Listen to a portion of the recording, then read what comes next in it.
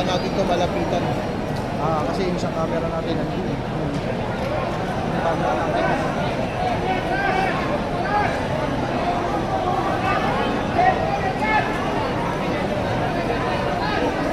Sabay-sabay mga kasama. Habang sinawasa ang legend, sabay-sabay natin sumigaw at ikanta. Si Kulong na yan, mga kurako!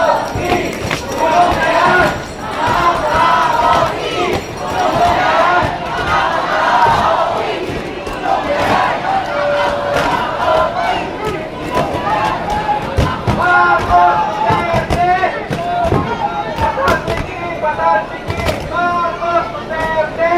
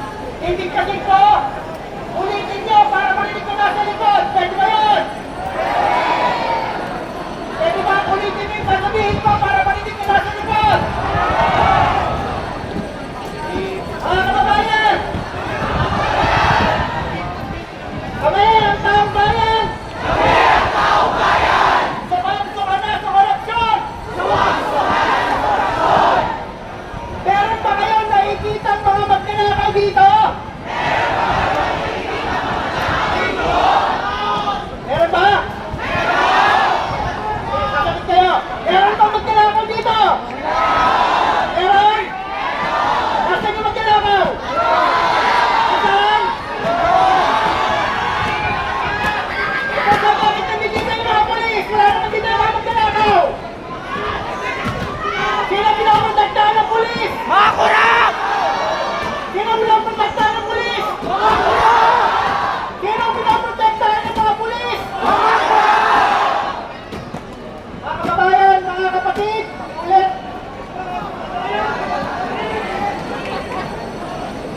Pumunta kami dito para iparating ang ating panawagan doon sa nangunguna sa korupsyon sa ating bayan. Hindi pwede. Hindi pwede na si Marcos ay mag-uugas kamay at palalabasin na wala siyang kinalaman sa pagnanakaw. Eh bakit nag-resign?